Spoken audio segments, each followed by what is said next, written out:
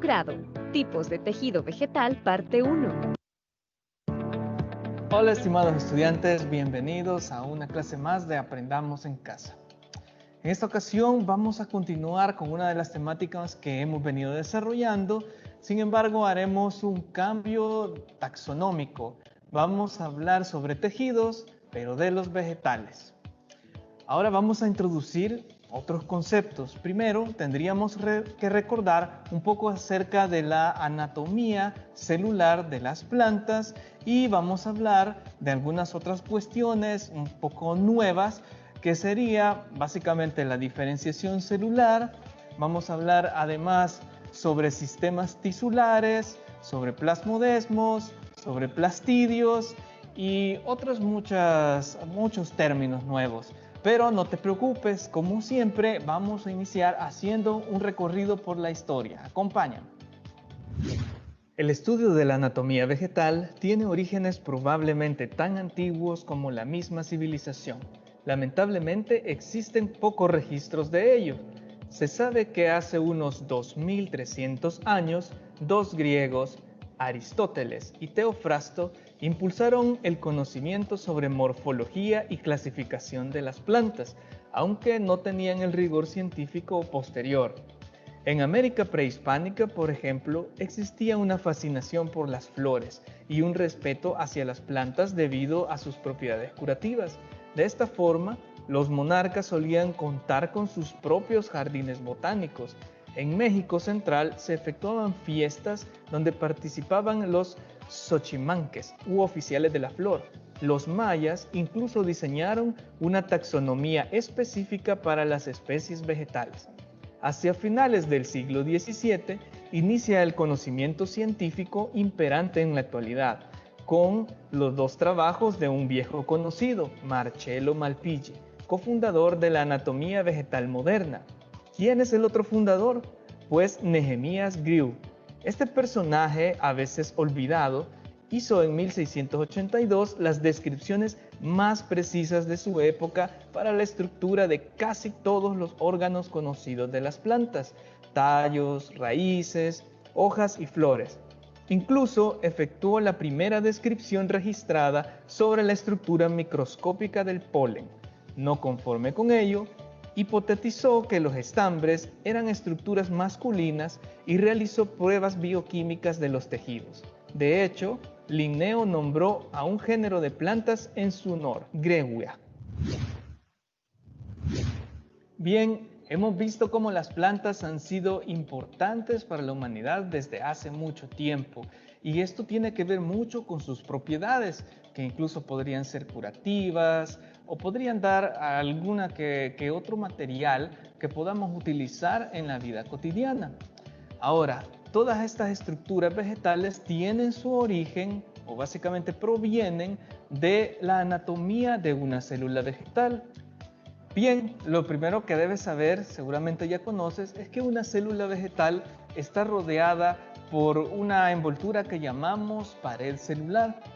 La pared celular, pues, es esta estructura rígida que envuelve, normalmente está formada por un polímero llamado celulosa. Algunas células vegetales no solo tienen una pared celular, sino que tienen una estructura secundaria como esta que observamos acá. Esta pared secundaria está formada por un polímero llamada lignina y le confiere gran resistencia a las células. De hecho, las maderas poseen muchas paredes reforzadas con lignina y por eso tienen la característica de su firmeza. Otra cosa que llama la atención de ver a una célula vegetal es esta enorme estructura que tenemos al centro, el cual llamamos vacuola. Esta vacuola sirve como un reservorio de agua para el proceso que conocemos como fotosíntesis. Ese reservorio de agua también ayuda a mantener la presión osmótica de las células, porque una célula vegetal debe mantener cierta presión para soportar su rigidez, pero además para poder crecer. Es decir, una célula vegetal crece empujándose por dentro. Esta vacuola es tan grande que si ustedes observan en esta zona de acá, vemos al núcleo de la célula está desplazado hacia un lado. Es decir, la maquinaria de las células vegetales ha priorizado muchas estructuras en lugar del núcleo que sirven para hacer la fotosíntesis. Y seguramente se estarán preguntando cuáles son esas otras maquinarias para la fotosíntesis. Pues bien, se trata de los plastidios que conocemos como cloroplastos, que tienen este color verde. Pero no todas las células tienen cloroplastos, aunque sean vegetales. ¿Por qué? Bueno, si ustedes observan otras plantas, por ejemplo, algunas plantas como las que tengo acá, obviamente ven que las hojas son verdes, pero los tallos no lo son. De hecho, en los tallos hay muchas células que están, por decirlo así, vacías. Quiere decir que las células están muertas, solo quedan un cascarón. Las células vegetales son funcionales para la planta aún que estén muertas. Entonces, no es tan cierto que todas las células vegetales tengan cloroplasto, pero la mayoría los tiene. Usualmente encontramos células de este tipo en estructuras verdes y, si ustedes pueden observar, hay una característica mecánica en las hojas que básicamente recuperan su forma original. Son un poco blandas, por decirlo así. Esto se debe a que la pared celular que tienen estas células es delgada y formada por celulosa, mientras que otras células son bastante más resistentes, no se doblan con facilidad porque tienen esa pared secundaria que es la que les da la firmeza. Asimismo, tampoco podemos afirmar que solamente las hojas hacen fotosíntesis. Por ejemplo, tenemos este cactus que en su tallo tiene un color verde, el color verde que es característico de las clorofilas que nuevamente está en los cloroplastos. De ahí viene otra característica muy particular de las células vegetales y es su diferenciación. Al igual que en los animales, como estuvimos observando, las células vegetales se diferencian a través de divisiones sucesivas. De hecho, algunas de estas divisiones conllevan a células muertas, como estuve explicando anteriormente. Pero digamos que estas células no van a morir, sino que quedan en otra célula que podría ser la célula de una hoja, de un tallo, como el tallo de este cactus. Las células vegetales tienen la capacidad de desdiferenciarse, es decir, de regresar de su forma final, por decirlo así, de cuando ya es una célula de un tallo, y regresar a ser una célula germinal. Esto es lo que les confiere a las plantas aquella enorme facultad de regenerarse. Por ejemplo, cuando uno hace una siembra por estaca, entonces uno corta el tallo y luego aparecen unas raíces. Esto es así porque las plantas pueden regresar una célula a su estructura original y desdiferenciarse nuevamente para luego tener otra célula diferente que sería una célula de raíz. Esto es muy importante en cómo se comportan los tejidos vegetales. Esta capacidad de diferenciarse y desdiferenciarse y producir toda clase de estructuras. Sin embargo, una planta adulta debería tener sus estructuras como las conocemos. Precisamente eso es lo que vamos a ver ahora. ¿Cuáles son los tejidos fundamentales de las plantas y cuáles son las características que tienen estas? ¿Tendrán plastidios? ¿No tendrán plastidios? ¿Estarán vivas? ¿Estarán muertas? Pues lo veremos a continuación. Los tejidos vegetales se pueden agrupar en diferentes maneras, pero es usual clasificarlos en dos categorías: tejidos vegetales indiferenciados y tejidos diferenciados o adultos. Los tejidos vegetales diferenciados tradicionalmente se agrupan además en tres sistemas: el de protección, el fundamental y el vascular. Vamos a centrarnos en los sistemas indiferenciados, también conocidos como meristemos, y en el sistema de protección.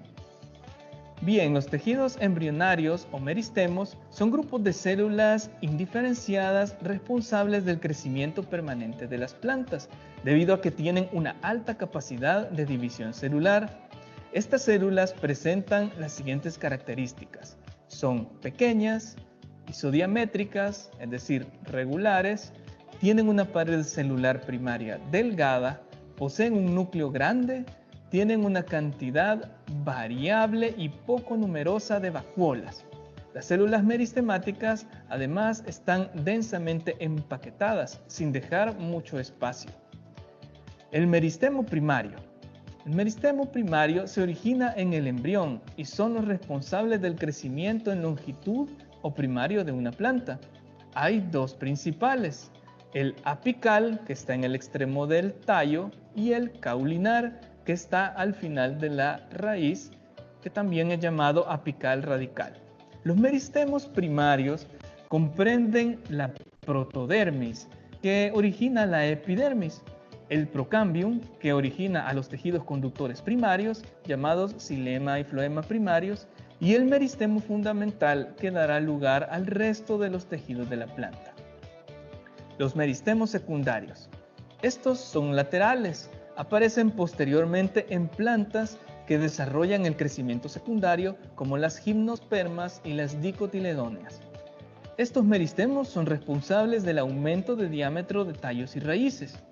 Hay dos tipos de meristemos laterales también, el cambium vascular, que origina tejidos conductores, y el cambium suberoso o felógeno, que origina a la peridermis. Ambos meristemos se disponen como un cilindro continuo a lo largo del tallo o de la raíz. Es importante mencionar que estas células dentro del meristemo no pierden la capacidad de dividirse. Otras se diferencian formando, según su posición, las distintas células especializadas de la planta. Bueno, como dijimos antes, los grupos funcionales de un tejido se llaman sistemas de tejidos. Vamos a ver el sistema de protección. Lo constituyen tejidos que forman la capa externa de la planta, la cual le permite resistir a un medio ambiente variable y seco. Así controla la transpiración para la reducción y pérdida de agua y ayuda al intercambio de gases con el medio. Este sistema está formado por dos tejidos complejos, la epidermis y la peridermis. Las plantas monocotiledóneas crecen por actividad de meristemos primarios, es decir, en longitud, así que durante toda su vida encontrarán epidermis. Las plantas dicotiledóneas y gimnospermas, además del crecimiento primario, poseen meristemos secundarios, por lo que desarrollarán un aumento en grosor del tallo y raíces. Esto genera un reemplazo del epidermis por el tejido llamado peridermis. Bueno, y seguramente te han preguntado, o tal vez tú te has preguntado, ¿y esto a mí para qué me sirve? Pues bueno, como ya tocamos el punto, podemos hablar que saber sobre la diferenciación de los tejidos en los vegetales es importante para hacer la clonación vegetal.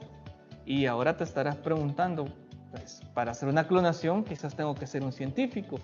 Pues no es cierto.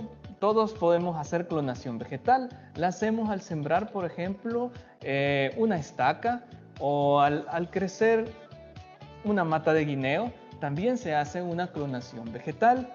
Las plantas que tienen una gran capacidad para desdiferenciar a todas sus células son muy fáciles para plantar por estaca. Incluso hay algunas plantas que pueden crecer sembrando simplemente una hoja. ¿Has visto alguna? Pues puede ser que sí, te queda de tarea. También te quedará de tarea aprender más sobre el tema y por eso vamos a hacer unas pequeñas preguntas. Veamos. ¿Qué nombres reciben los tejidos que dan origen a los tejidos adultos de las plantas? A. Tejidos diferenciados. B. Tejidos indiferenciados. Y C. Tejidos vegetales.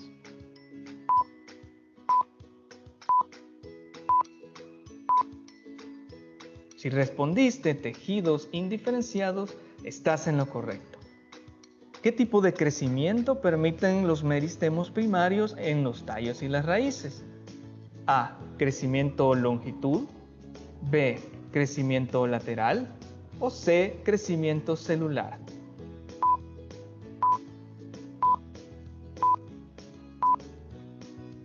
Si respondiste A. Crecimiento en longitud, estás nuevamente en lo correcto.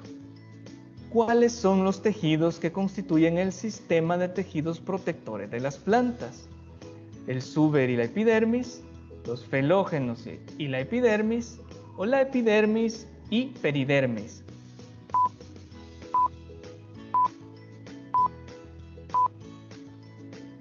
Si respondiste epidermis y peridermis, lo has hecho muy bien. Bien, lamentablemente hemos llegado al final de nuestra temática, pero esto es por esta vez. Vamos a seguir profundizando más adelante sobre los tejidos vegetales. Espero que te haya interesado y que también hayas aprendido. Por favor, mantén tus medidas sanitarias y continúa aprendiendo en casa.